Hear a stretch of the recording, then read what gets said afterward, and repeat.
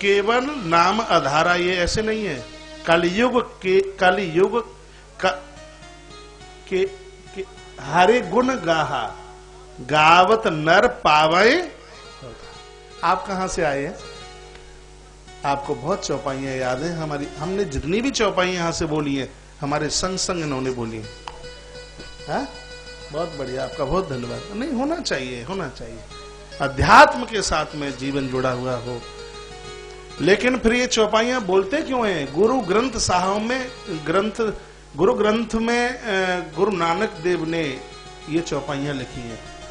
गुरु ग्रंथ साहिब ग्रंथ में 9542 बार राम राम शब्द का उच्चारण हुआ है। पहले के जनक महाराज ही धरती पर गुरु नानक देव बनकर के आए। तो चौपाइयां ये उधर, और उनका सार बढ़िया है, इसलिए हम और आप लोग गा लेते हैं। तो गाने में घाटा भी क्या है? तो जाकी रही भावना जैसी है ऐसे नहीं है, जिनकी रही भावना जैसी प्रभु मूर्ति देखी तिन तैसी। जिनकी जैसी भावना थी भगवान ने उन्हें वैसे ही दर्शन दिए। तो भगवान पहुंचे मल युद्ध अखाड़े में, युद्ध हुआ, तब दोनों भाइयों ने, दोनों निशाचरों को कान के ऊपर तक उठाया और गिरते ही दम निकल गया। अब कंस घबरा गया, मैं बच नहीं सकता। कंस उचक करके लपक करके ऊंचे से मचान पर जाकर के बैठा। इतने में भगवान श्री कृष्ण पहुंच गए। पहले तो देखा हो मामा तो बड़ा ऊंचा बैठा जाके। हाँ, पहुंचा है, कहा मामा जी बहुत ऊंचे बैठे हो। तो कंस ने कहा ठीक हो। कृष्ण ने मन ही मन कहा आज समाचार पूछता है, 11 साल पहले तेरा बर्ताव इतना बढ़िया होता तो इस ढंग से मुझे आज यहां नहीं आना पड़ता। इतने में मेरे प्रभु ने छलांग लगा करके ऊंचे से मंच पर बैठे हुए कंस के केसों को भगवान ने बहुत जोर से पकड़ा, चोटी पकड़ी, खींचना शुरू किया। कंस कहता समोंच समोंच, अरे बालक छोड़। भगवान ने कहा क्या हुआ? कहा लगती है धूर्त कहीं के पापी, आज तुझे लगती है केस पकड़ने पर लगती है। आज से 11 साल पहले मेरी माता की विदाई हुई। उस समय चोटी पकड़ करके, केस पकड़ करके मेरी मां का तूने अपराध किया। मेरे 6 भाइयों के हत्यारे, आज तू मुझसे निकल नहीं पाएगा। देवता लोग आकाश में आके प्रकट हो गए। ब्रह्मा ने डमरू बजाया, विधाता ब्रह्मा शंखनाद करने लगे। महाराज किसी देवता ने तुमड़ी बजाई, किसी का नगाड़ा बजा और कहा भगवान आज साता ताई को दुष्ट को छोड़ न देना। भगवान ने यह केस सतियों के लिए पकड़े, ठाकुर जी ने ये केस यतियों के लिए पकड़े, भगवान ने ये केस संत ब्राह्मणों के लिए पकड़े, भगवान ने ये केस भक्तों के लिए पकड़े, भगवान ने ये केस धर्म की स्थापना के लिए पकड़े। ठाकुर जी ने कंस की चोटी को ठीक से पकड़ा और ऊपर से खदेड़ करके नीचे लाए। 7 बार बड़ी जोर से पूरे दरबार में घुमाया। तत्पश्चात ऊपर से नीचे के लिए पटका और पीठ के ऊपर बड़ी जोर से मुष्टि को प्रहार।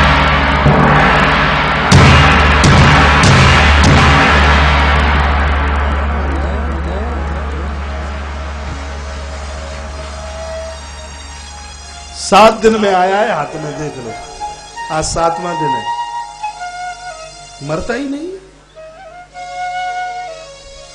लग गई।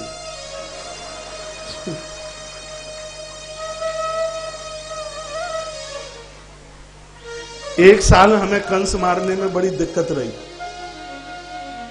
साल भर तक चांद गंजी थी, फिर नहीं मरता तो हम क्या करते थे पता है? मरे तो सही कैसे।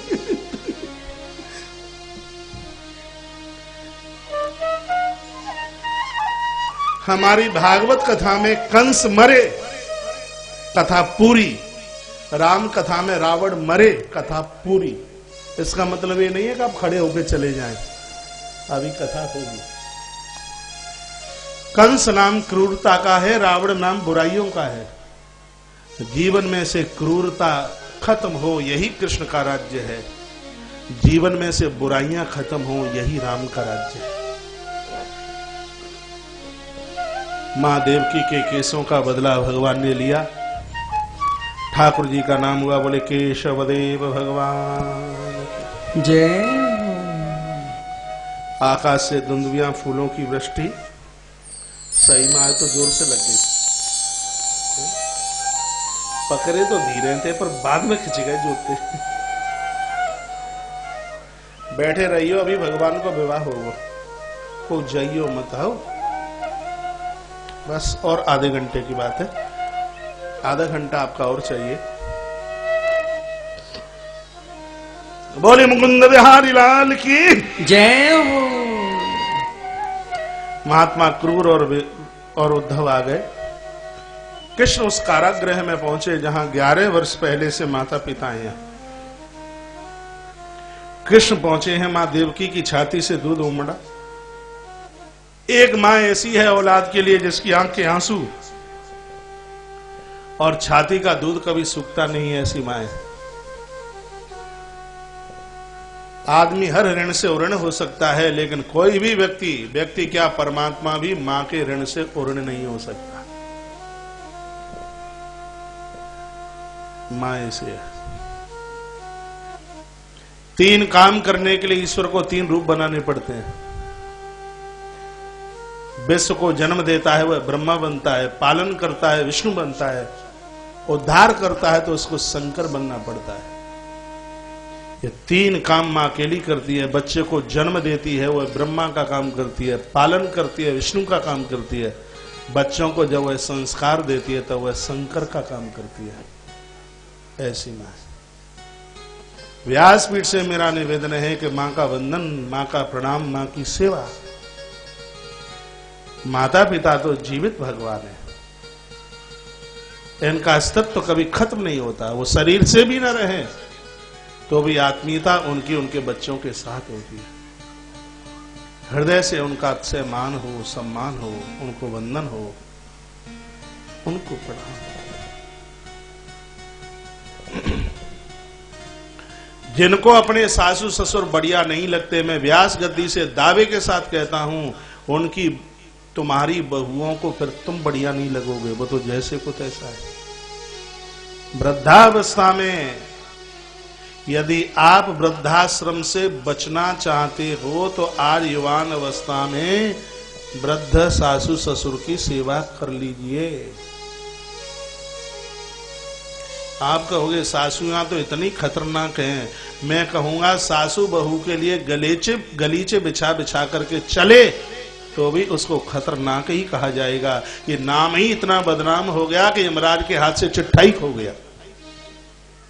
हाँ, कितनी भी बढ़िया डोकरी हो, कोई भलाई नहीं कहता। एक बिटिया का संबंध करने के लिए बाप गया और वहीं से टेलीफोन किया, घर बहुत बढ़िया है लेकिन घर में सासू नहीं है। तो बिटिया की मां ने क्या कहा, अंधेरे हो गए हो क्या है, ऐसा घर मिलेगा कहीं? 16 आना की मालिकन अपनी लली होगी, काहे ने 1 रुपया देके पक्की करके आ जाओ। लेकिन ग्रंथ कहता है कि बिटिया जा रही है ससुराल और उसको यदि सासू ससुर नहीं मिले हैं तो उसके पुण्यों में कमी रही है, उसके पुण्यों में सत्कर्मों में कमी रही है, तब उसको सास ससुर नहीं मिले। को मैया खड़ी है गई है कि दीदी बैठ जाए,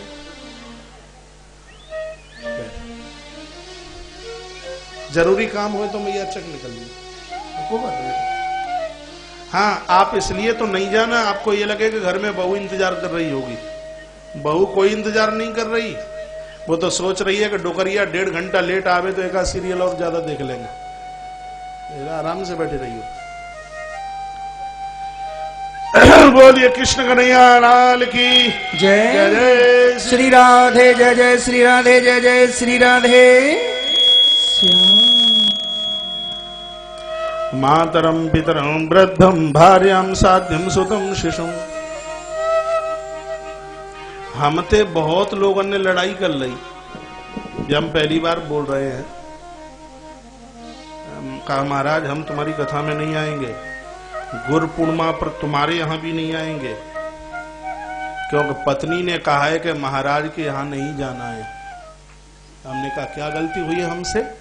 तुमसे गलती यह हुई है कि तुम बार बार ये कहते हो कि डोकरी की सेवा करो, अम्मा की सेवा करो, और वो तो ऐसी है कि सपने में वो नाम लेवे के लायक नहीं। हम तुमको छोड़ सकते हैं लेकिन ये काम नहीं कर सकते। हमने कहा जो माता पिता का द्रोही है ऐसों की हमें जरूरत भी नहीं है, कभी भी मत आना। धन्यवाद, मत आना कहीं।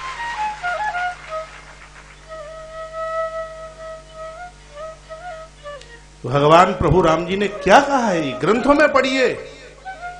4 पदार्थ करतल ताके, प्रिय पितु मातु प्राण सम जाते। जो माता पिता को अपने प्राणों से बढ़कर के मानता है, 4 पुरुषार्थ किताबों में नहीं, 4 पुरुषार्थ हाथ की हथेली के ऊपर नृत्य करते हैं। आज कृष्ण को देखते ही मां की छाती से दूध उमड़ पड़ा। माता देवकी रो पड़ी। कृष्ण रो रो करके चरणों में लेट गए। कहने लगे मातरम पितरम वृद्धम भार्याम साध्यम सुतम सुसुम गुरुम विप्रम प्रपन्नम च कल्पो विरुष्वशन मृतः। कितना सुंदर श्लोक है। कहा मां, जिसके घर में मां दुखी है, पिता दुखी है, वो बेटा अपने आप को जिंदा समझ ले, लेकिन वो जिंदा नहीं है, बसन मृतः, उसकी मौत हो चुकी है। क्योंकि जिंदे बेटे के यहां माता पिता दुखी नहीं हो सकते। ये कृष्ण के वाक्य इस पन्ने में लिखा हुआ है। आपको संस्कृत आती हो तो श्रीमद् भागवत के 10वें स्कंद के 44वें अध्याय को अपने घर जाके पढ़ना। कृष्ण कहते हैं माता पिता दुखी हैं, तो इसका मतलब है कि बच्चा जिंदा नहीं है, मर गया। बशन मृतः शब्द लिखा है इसके। मातरम पितरम वृद्धम, घर में कोई बूढ़ा दुखी है, वृद्ध दुखी है, तो घर का प्रमुख व्यक्ति जीवित नहीं है। भाग्य से घर में कोई बुजुर्ग वृद्ध की सेवा मिलती है, उसकी सेवा हो। फिर लिखा है आगे भार्याम, भार्याम साध्यम शब्द लिखा है। शादी जो सरल है, पत्नी सरल है, गुणों से भरी हुई है, शीलता जिसका श्रृंगार है, तो भार्याम साध्यम शब्द लिखा है। ऐसी भार्या पत्नी ऐसी घर में दुखी है, उस पति को धिक्कार है, वह मृत योग्य है, समझ लो उसकी मृत्यु हो गई, छोड़ा किसी को नहीं है। इसका मतलब यह नहीं है कि माता पिता के आप खूब पुजारी हैं और पत्नी को नीचे पटक करके खूब उसके ऊपर घूंसे और मुक्के चलाएं। इसका अर्थ ये नहीं है, बहुत ध्यान से समझने की बात है। यहां यह भी लिखा है कि बेटा कितना भी माता पिता का भक्त हो, और यदि माता पिता के सामने बेटा अपनी पत्नी की ठुकाई पिटाई करता है, सासू ससुर के लिए इससे और गलत क्षण नहीं हो सकता कोई दूसरा। इसलिए वो बेटे को डांटे, फटकार लगाए। ये दोनों के धर्म का वर्णन किया है, ये नहीं कि ताली एक हाथ से बजेगी। माता पिता को चाहिए कि तुम्हारे होते हुए और तुम्हारे सामने और बेटा पत्नी को पिटाई कर रहा है, तुम खुश हो रहे हो कि मेरा बेटा कितना आज्ञाकारी है। इससे आज्ञाकारी नहीं होते, इससे तो नारी शक्ति का अपमान है ये बहुत बड़ा।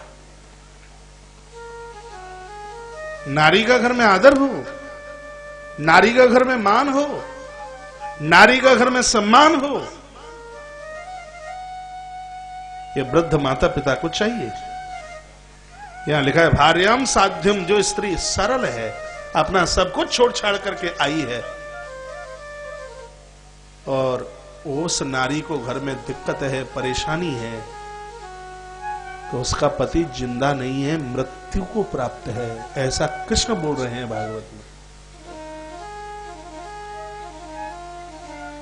तो कभी कभी पति के लिए ऐसी मुश्किल होती है, मां के लिए नहीं बोलता है तो मां रूठी, और पत्नी के लिए नहीं बोलता है तो पत्नी रूठी। अब ये बेचारा किधर जाए? वो तो ऐसे चौराहे पर खड़ा है पत्नी की तरफ बोल दिया तो कह देगा लुग मेरा, क्या क्या बोल देते हैं। हाँ जी, चूड़ियां लाए हैं तुम्हारे लिए, पहन लो, एक बिंदी और लगा लो माथे पर। और मां के लिए बेचारा कुछ बोल दे, हम तो बाजार से खरीद के लाए गए हैं ना। हाँ, तो पत्नी झगड़ने को बिल्कुल तैयार है। अब ये बेचारा क्या करे?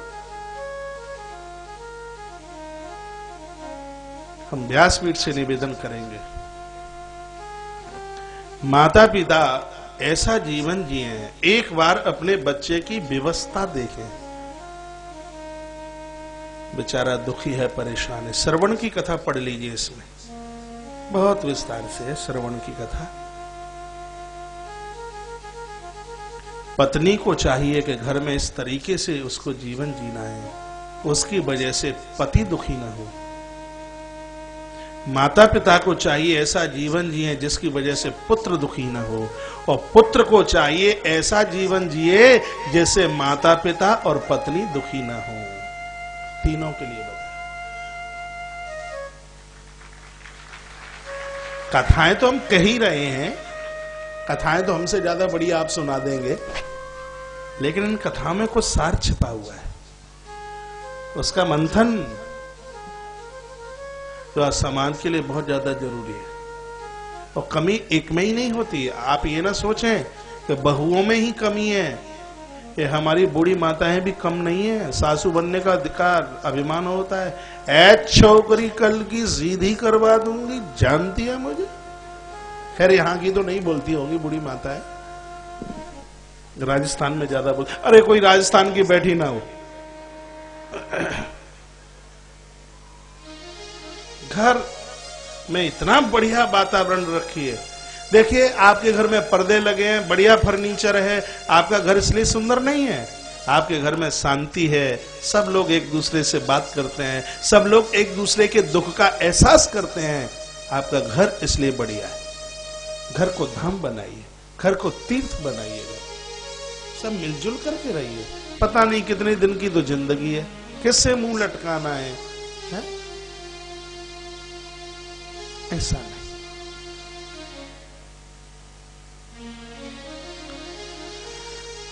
भगवान कहते हैं, सुतम, पिता कमाने के लायक है और घर में बच्चे दुखी हैं, तो उस व्यक्ति का जीवन मृत है।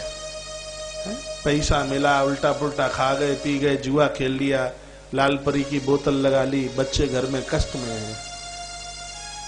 वशन मृता शब्द लिखा है, उनका जीवन नहीं है, उनको मृत घोषित कर दिया कृष्ण ने।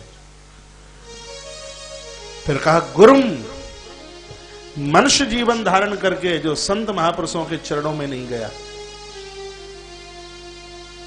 ऐसे लोगों का जीवन मृत है। विप्रम, मानव शरीर धारण करके जिन्होंने ब्राह्मणों का आदर ना किया, मान ना किया, भले ही ब्राह्मण के घर में जन्म हुआ हो, फिर भी ब्राह्मण को ब्राह्मण का आदर करना चाहिए। ये नहीं हम तो ब्राह्मण हैं, अब माता पिता चले गए तो हमें काहे को ब्राह्मण को जिमाने की जरूरत है, हमें काहे को श्राद्ध करने की जरूरत है, हम तो खुद में ही ब्राह्मण है। ऐसा नहीं। ब्राह्मण को भी ब्राह्मण भक्त बनना चाहिए धरती का। ये बात मैं इसलिए नहीं कह रहा कि मेरा जन्म ब्राह्मण घर में हुआ है। बंद हो प्रथम महीश्वर चरण। अरे भैया कोई तो बात होगी। जब कृष्ण द्वारका के नाथ सुदामा के तलवेद होते हैं, कोई तो बात होगी, जरूर कोई न कोई तो बात होगी। वशिष्ठ मुनि के चरण राम धोते हैं। मेरी बात को जाति से ना जोड़ देना, मैं निवेदन करता हूं इस बात के लिए। विद्या पढ़ना, विद्या पढ़ाना, दान लेना, दान देना, यज्ञ करना, यज्ञ कराना, मोह लोभ काम को जीतने वाला ऐसा ब्राह्मण।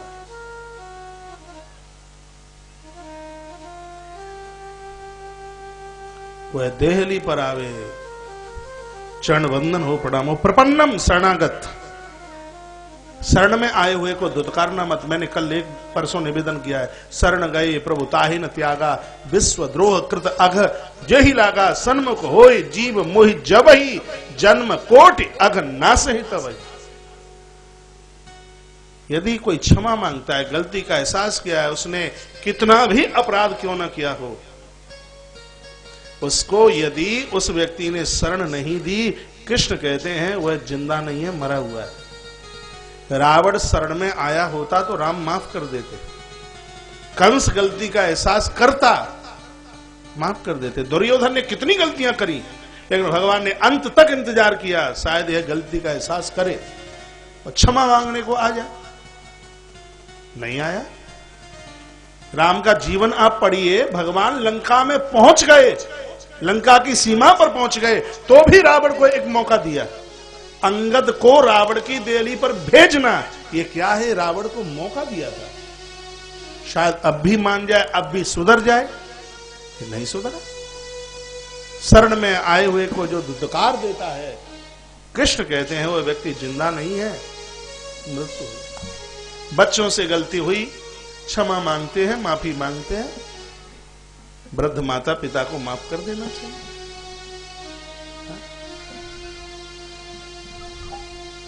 छोटों से बड़े कभी रूठे नहीं। एक बात मैं चित्रहाट की व्यास गद्दी से और बोल रहा हूं, बड़े बनने का मतलब है रूठने का सर्टिफिकेट कैंसिल हो जाना, गुम हो जाना। बड़ा बनने का मतलब क्या है, जो रूठने का सर्टिफिकेट है ना, उसकी डेट पूरी हो गई, अब कैंसिल हो गया वह। छोटे रूठ सकते हैं, बड़े नहीं रूठ सकते। छोटा भाई रूठ सकता है, बड़ा भाई नहीं मुंह लटका सकता। पुत्र रूठ सकता है, लेकिन माता पिता नहीं रूठ सकते। शिष्य रूठ सकता है, लेकिन गुरु नहीं रूठ सकता। बड़ा होने का मतलब है रूठने का सर्टिफिकेट कैंसिल हो जाना। हाँ, जो बड़े हैं, माता पिता हैं, सासू ससुर हैं, गुरु हैं, बड़े भाई हैं, वह रूठ नहीं सकते। बहुत प्यारी कथा है। कारागृह से माता पिता को बाहर किया है, उग्रसेन नाना को बाहर किया, गद्दी का मालिक बनाया। ब्रजवासी रोते हुए बिलखते हुए चले गए। इधर भगवान श्री कृष्ण पिताजी के साथ में अवंतिका उज्जैन आए और 64 दिन रहे हैं। 64 दिन में विद्या प्राप्त ही नहीं की। जितनी विद्या थी वो सब मेरे प्रभु के पास चल करके आ गई। आज भी रामकृष्ण की गुणवत्ता हम लोगों के पास चल करके आ जाए तो ज्ञान किताबों में नहीं, विद्वता हमारे दिमाग में आकर के बैठ जाए। क्या विशेषता है, चाहे राम हो चाहे कृष्ण हो, जागते जागते सबको वंदन प्रणाम करते हैं।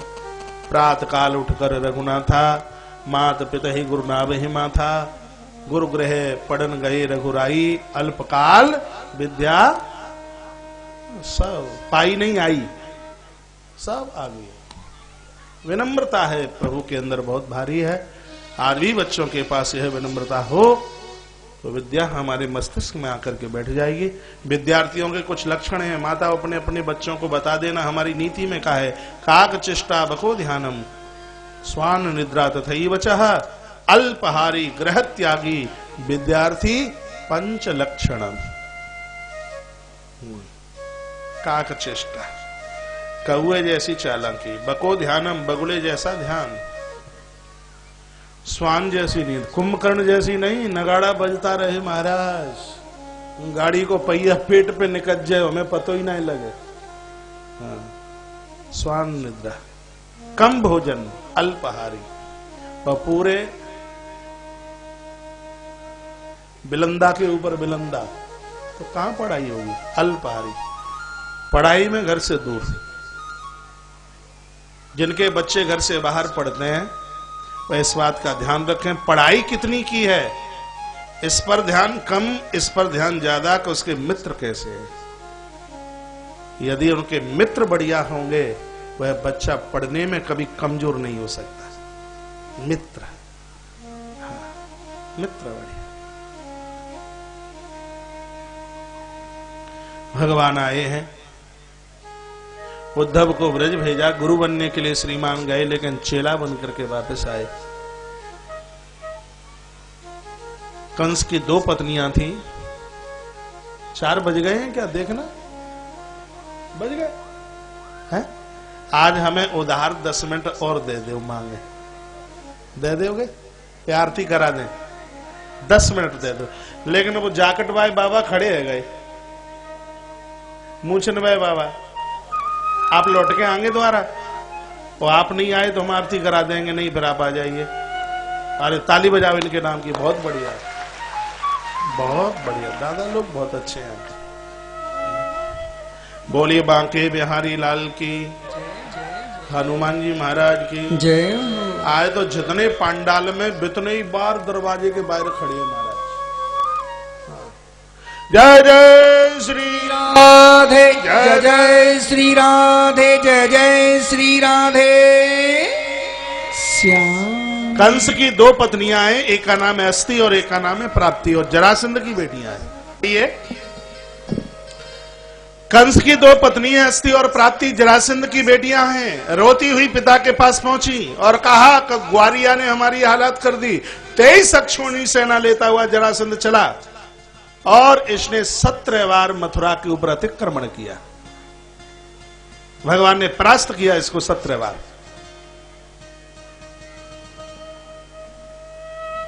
18वीं बार काले यवन अपने मित्र को लेके आया और बार बार परास्त हो रहा था, ये बार बार परास्त हो रहा था। काले यवन को लेकर के आया, काले यवन आया युद्ध में और काले यवन को देखते ही भगवान भाग गए। नाम हुआ बोली रणछोड़ राय भगवान की जय। लोग क्या कहते हैं मेरे कृष्ण को कि ये तो बहुत बड़ा भगोड़ा था, देखो युद्ध ही छोड़ के भाग गया। अब ठीक से ग्रंथ ना पढ़ा जाए, सुना ना जाए तो यही बात निकलेगी। भगवान कृष्ण युद्ध छोड़ करके क्यों भागे, ये सुन लीजिए आप। जब 17 बार जरासंध पराजित हुआ तो लोगों ने इसको कहा कि ब्राह्मणों के आशीर्वाद में बहुत बड़ी ताकत है। 108 ब्राह्मण अपने यहां जप में बैठा और फिर युद्ध करने को जा, तेरी विजय होगी। तो जरासंध ने 108 ब्राह्मण इकट्ठे किए और जप में बिठाया और कह दिया कि यदि आज मुझे युद्ध में विजय मिली तो आधा राज्य तुम्हें दे दूंगा, और आज भी यदि मैं पराजित हो गया तो 108 की गर्दन अपने हाथ से उतारूंगा। ध्यान रखना कि 108 ब्राह्मणों को बोल करके चल पड़ा युद्ध में। तो भगवान को लगा कि यदि आज भी मैंने इसको युद्ध में जीत लिया तो 108 ब्राह्मणों की हत्या हो जाएगी। कृष्ण ने सोचा, भगवान ने विचार किया युद्ध छोड़ करके भागो, लोग हमें रणछोड़ कहें चलेगा, लेकिन ब्राह्मणों की हत्या नहीं होनी चाहिए। और ब्राह्मणों को बचाने के लिए भगवान युद्ध छोड़ करके भागे। बोली रणछोड़ राय भगवान की जय। नहीं तो मेरे भगवान को कौन परास्त कर सकता है। युद्ध छोड़ने का यह कारण था।